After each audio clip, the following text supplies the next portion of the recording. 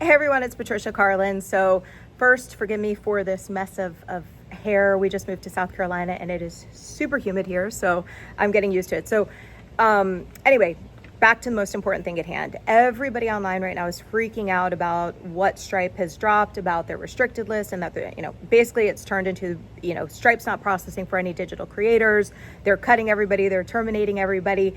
And more importantly, there are a ton of people who have never in their life spent a single day in the payments industry that are just talking as if they're experts, and I can no longer stay quiet about it. So I have been in payments for the last 22 years. Specifically, I started serving the first internet creators. So the first adult websites that came out, the first business, and sorry, there's all boats behind us. This is a lake house. So all the first internet creators, the first offers, the first of everything. I was there helping these people get their merchant accounts, right? So when I start hearing monthly recurring and all this stuff as if it's new, this has been around forever. It is an existing business model. So I want to really give you some real education that's a little bit high level, but I think it's important as a business owner to understand these things. So basically, as a merchant account provider, so Deposyt provides merchant accounts. We sit there, we issue the merchant account, you get set up, we allow you to process transactions, right? The majority of a merchant provider's leads come from brokers. So when you see people online, they're basically, it's a broker business, right? You send a lead in, you get paid a residual. So that's what the business model is.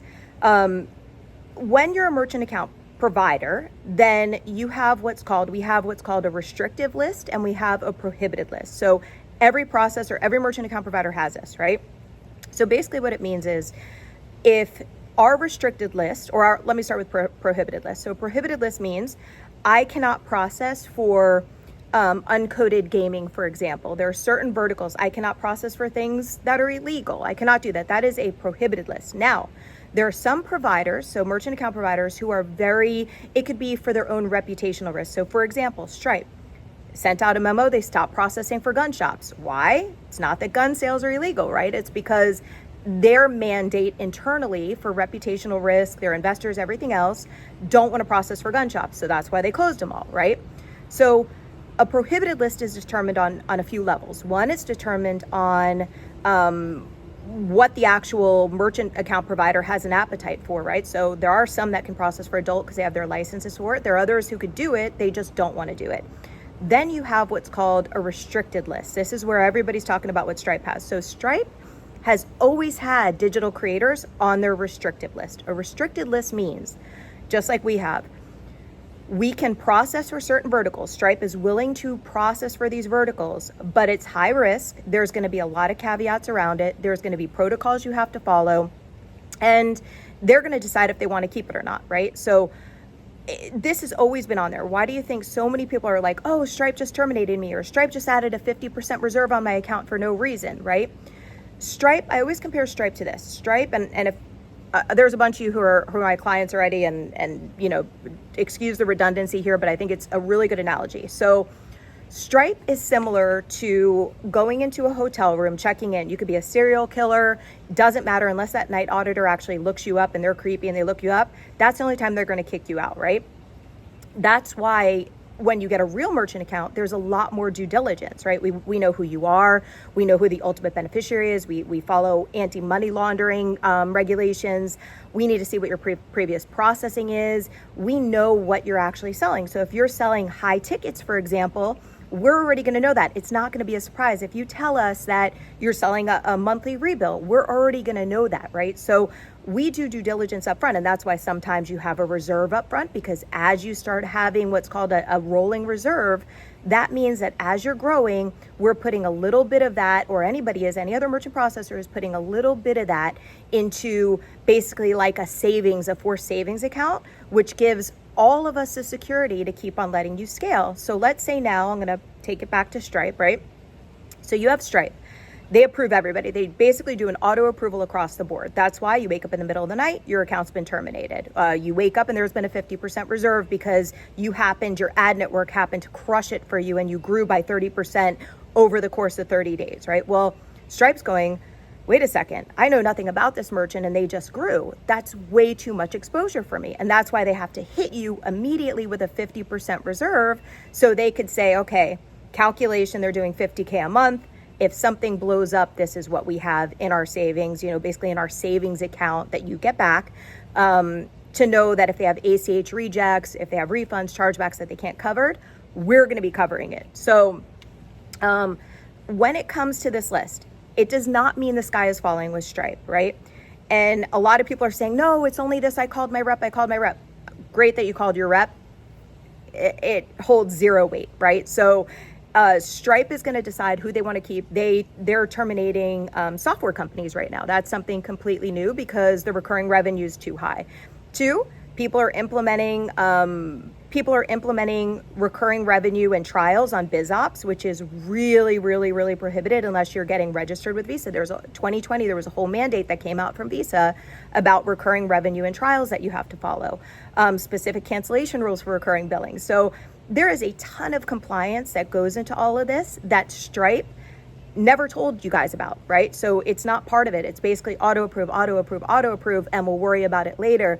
But worrying about it later means that your business is at risk. So what I like to tell my merchants is this. It's also super humid and hot here. Anyway, so what I like to tell my merchants is, I don't care if you want to stay with Stripe. I don't like pulling the Band-Aid off right away. I don't like it personally. I don't want you to do it. You're building your business, you're scaling it. What I do want you to do is at least set up a merchant account with us, have it waiting in the wings. We have people that don't even launch for, my longest one was almost 2 years. They had literally a merchant account for 2 years. And then one day Stripe said, done, we're canceling you. And within 20 minutes, they were able to move their business over. So I just want it waiting in the wings. It does not mean, so when everyone's saying it's done, and everyone's scrambling, be methodical, just like you are in your business, be methodical. Do not make rash decisions. Don't think your whole business is over. Don't start, absolutely panicking. Take step-by-step actions to protect yourself, right? I was just talking to, one of my colleagues in the industry, and I said that merchant processing is very similar to smoking cigarettes, right?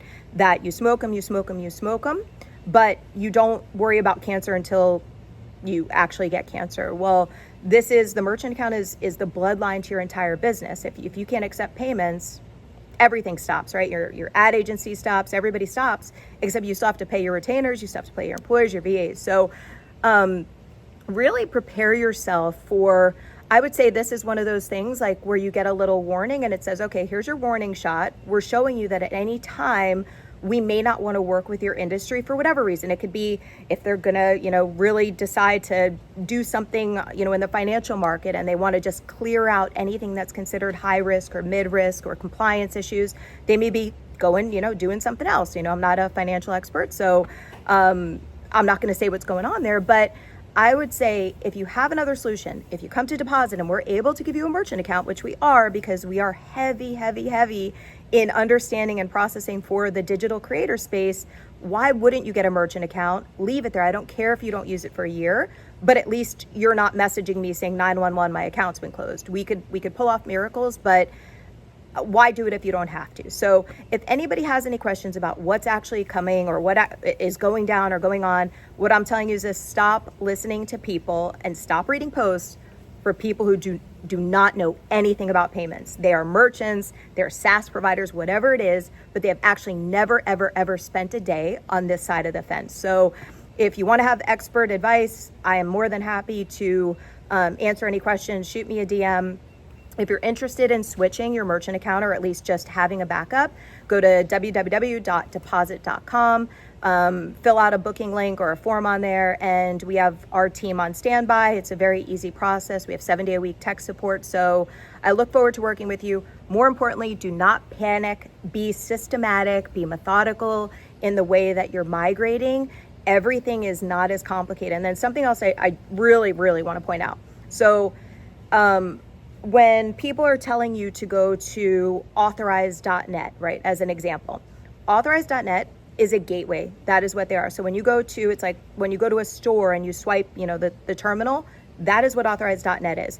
Authorize.net 2 years ago started reselling merchant accounts as a broker. So they are not a bank, they're not anything. They basically take the lead and they filter it over to different people like Deposyt to get a merchant account so they could go ahead and get the residual fee. So we set you up with authorized.net or NMI, so that's part of it. But first we want to know what your tech stack is. So if you're using ClickFunnels, if you're using GHL, if you're using Samcart, if you're using any of those things, we first like to have a call and say, okay, this is what your tech stack is.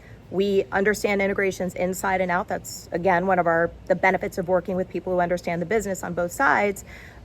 We want to set you up right so nothing is really impacted. And I think that's something that's also very, very important, right? You want to work with people who really understand not just the financial side of it, but you also want to work with people who understand, hey, by the way, our closers, we need to have payment links for each one. We need to be able to track it. How do you do it? That's fine. Use our product called Cent, CENTZ.com. You're able to do that. Really just work with experts who understand it, and don't panic, and book a link on Deposyt.